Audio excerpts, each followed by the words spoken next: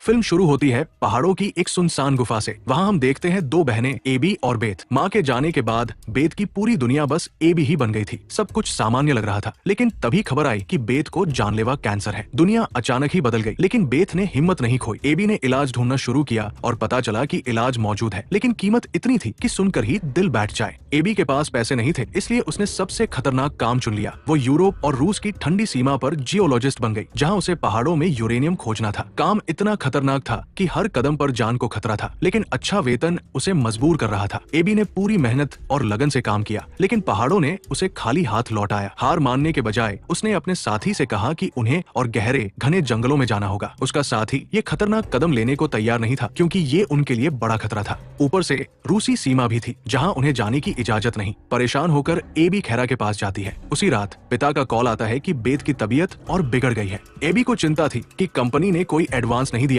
पैसे पाने के लिए उसे यूरेनियम ढूंढना ही होगा। अगले दिन उसने फैसला किया कि वो और गहरे घने जंगलों में जाएगी। उसका साथी चेतावनी देता है कि जंगल में जंगली जानवर हो सकते हैं, इसलिए वो उसके साथ नहीं गया। एबी ने उसकी बंदूक उधार ली और अकेले यात्रा शुरू की। लंबा चलने के बाद उसने अजीब आवाजें सुनी। उसे लगा कोई जानवर पास आ रहा है। उसने तुरंत बंदूक निकाल ली, लेकिन नजर नीचे एक बड़े नंगे पत्थर पर पड़ी। आवाज वहीं से आ रही थी। उसे उठाया और पाया कि ये बहुत कीमती था। एबी ने ऐसा कुछ पहले कभी नहीं देखा। एबी जियोलॉजिस्ट थी और जमीन पत्थरों पर रिसर्च करती थी। वो कीमती पत्थर अपने बेस ले आई, लेकिन कंपनी को नहीं बताया। सोचा कि इसे बेचकर बेथ के इलाज के लिए पैसे जुटा सकती है। तभी पिता का कॉल आया कि बेथ की तबीयत और बिगड़ गई है। एबी ने तुरंत घर लौटने का फैसला किया और साथी से कहा कि शायद वो कभी वापस न आए। इलाके से बाहर निकलने के लिए उसने हेलीकॉप्टर लिया। एबी उसमें बैठी और बीच रास्ते में एबी ने खिड़की के बाहर एक अजीब चीज देखी, जिसे उसने पक्षी का पंख समझा। हेलीकॉप्टर टकराया तो उसे एहसास हुआ कि ये कुछ और था। वो बेहोश हो गई। जब होश आया, देखा कि एक पायलट मर चुका और दूसरा गंभीर रूप से घायल था। उसने तुरंत उसका इलाज किया और मदद के लिए रेडियो ढूंढा। नहीं मिला और हेलीकॉप्टर का सिस्टम भी काम नहीं कर रहा था। मदद न बुला पाने का एहसास होते ही एबी घबरा गई। अब उसे खुद और पायलट दोनों को बचाना था। एबी ने नक्शा और कंपास निकाले और पता लगाया कि नजदीकी सड़क करीब 60 किलोमीटर दूर थी। कठिन मौसम में मुश्किल सफर। रात हुई। एबी ने आग जलाई, उम्मीद की कोई देख ले, और घायल पायलट को ठंड से बचाने की कोशिश की, लेकिन मेहनत बेकार गई। पायलट सुबह से पहले मर गया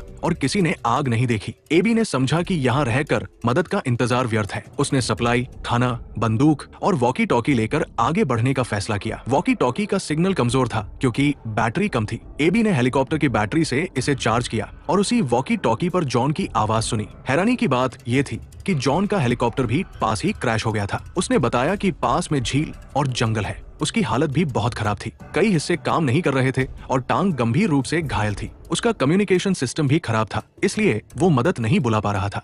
वो 60 किलोमीटर दूर सड़क तक मदद का इंतजार नहीं कर सकती थी। उसे बहन तक जल्दी पहुंचना था। रास्ते में दोनों बातें करते रहे और एबी ने बताया कि वो जियोलॉजिस्ट है। जॉन ने कहा, तो तुम यूरेनियम खोजने आई हो? ये सुनकर एबी हैरान रह गई। उसने सोचा, वो ये कैसे जान गया? रात में एबी ने आश्रय बनाया और बैग में रखा काला पत्थर देखा। वो उसे घुमा रही थी और हैरानी की बात ये थी कि पत्थर आकार बदलने लगा। जैसे ही एबी ने पत्थर मोड़ने की कोशिश की, वो बदल गया। वो हैरान रह गई, सोचने लगी कि ये क्या है? कोई पत्थर ऐसा नहीं बदल सकता। क्या ये तकनीक या एलियन का पत्थर था? अगले दिन एबी ने यात्रा शुरू की। वो बर्फीले इलाके में अकेली थी। जॉन बार बार रेडियो पर बात करता रहा, लेकिन एबी ने कहा, बार बार बात से बैटरी खत्म होगी और मैं संपर्क नहीं कर पाऊंगी। रेडियो बंद करके उसने यात्रा पर ध्यान केंद्रित किया। एबी के सामने एक खड़ी पहाड़ी थी जो असंभव लग रही थी। वो जॉन से कहती है कि शायद पार न कर पाए। जॉन कहता, जाओ, मैं तुम्हारे प्रयास याद रखूंगा और बहन की जल्दी ठीक होने की दुआ करूंगा। नाड़ी उदास कहती है कि उसकी सेहत भी सुधर नहीं रही। जॉन कहता, हर किसी को नहीं बचाया जा सकता।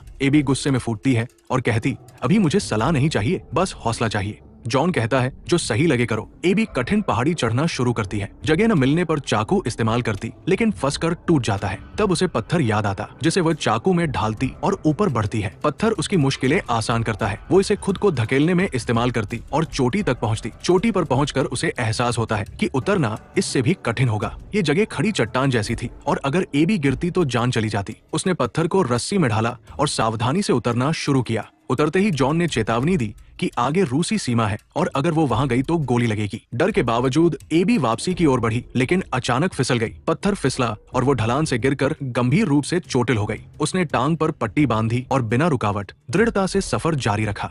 एबी लगातार चलती रही। शाम को दूर एक बस्ती दिखी। मदद की आस में वो बढ़ी, लेकिन खाली गलियों ने स्वागत किया। थककर वही रात बिताई। भूख से परेशान उसने कुछ खोजा, लेकिन खाना सड़ा था। चोटिल टांग पर पट्टी बांधते हुए खुद को ताकत देने के लिए इंजेक्शन लगाया। सुबह किसी हल्की आवाज ने नींद तोड़ी। पास में एक रूसी सैनिक दिखा। डर ने उसका दिल तेजी से धड़काया। वो यूरोप से आई थी और पकड़े जाने का खतरा सामने था। एबी तुरंत छिप गई। सैनिक भी शक में था और उसका पीछा करते हुए घर में आया। एबी के पास भी बंदूक थी और वो तैयार थी। जैसे ही सैनिक दिखाई दिया, उसने उसे निशाने पर रखा। सैनिक भी उसकी ओर बंदूक उठाए था, लेकिन एबी ने उसकी टांग में गोली मार दी। हालांकि उसका इरादा उसे चोट पहुंचाने का नहीं था। ये दुर्घटनावश हुआ। डर के मारे उसने सैनिक की राइफल पकड़ ली और उसके आपूर्ति वाले बैग की मांग की। चौंकाने वाली बात थी कि सैनिक के पास भी वही पत्थर था जैसा एबी के पास काला पत्थर था, जो आकार बदल सकता था और कई काम कर सकता था। तभी किसी ने सैनिक के वॉकी टॉकी पर संपर्क किया। आवाज बिल्कुल जॉन जैसी थी। एबी समझ गई कि पूरी कहानी इस पत्थर से जुड़ी है। उसने सैनिक के वॉकी टॉकी से जॉन से पूछा,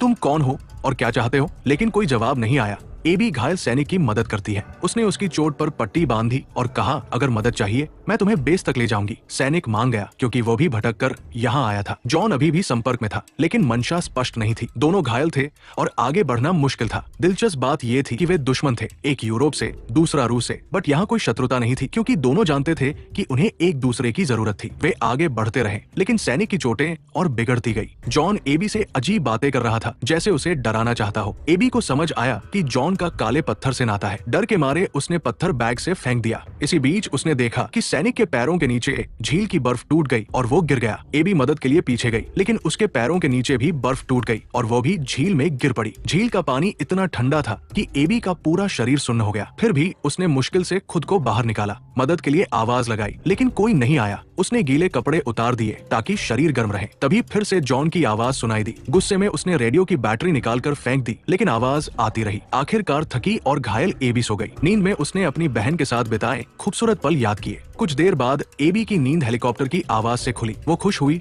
और ताकत जुटाकर खड़ी हुई, पर इतनी कमजोर थी कि संकेत न कर सकी। अगले ही पल एबी कार के पास खड़ी दिखी। उसका हौसला टूटा और वो बेहोश होकर उसी गड्ढे में जा गिरी जो मूवी की शुरुआत में दिखाया गया था। गड्ढे का गर्म पानी एबी को फिर से जीवन देने लगा। उसी पानी में एक कंकाल था, पायलट की वर्दी में, जिस पर जॉन का नाम लिखा था। क्या जॉन, जिससे एबी अब तक बात कर रही थी, मर चुका था? तभी कई चमकते काले पत्थर ऊपर तैरते हैं और एबी के शरीर से चिपक जाते हैं। होश आने पर वो डर गई, क्योंकि वो एक अजीब जगह पर पहुंच चुकी थी जहां चारों ओर वही काले पत्थर थे। सारे पत्थर हवा में उड़ रहे थे। तभी एबी को जॉन की आवाज सुनाई दी। उसने बताया कि 65 साल पहले वह भी यहाँ एबी की तरह आया था और यही फंस गया था। जॉन की बातें सुनते हुए एबी को समझ आया कि उसके साथ जो हो रहा था वो दुर्घटना नहीं थी और नहीं, ये पत्थर साधारण थे। जिस हेलीकॉप्टर हादसे की झलक उसने देखी, वो इन पत्थरों की वजह से जानबूझकर हुआ था। एबी ने समझा कि ये एलियन या इंसानों के लिए अज्ञात जीव है, जो हजारों साल से पृथ्वी पर रह रहे हैं। इंसानों की जरूरत इनके जीवित रहने के लिए है, लेकिन ये उनका दुरुपयोग नहीं करते। जॉन की बातें सुनते हुए एबी को समझ आया कि उसके साथ जो हो रहा था वो दुर्घटना नहीं थी और नहीं,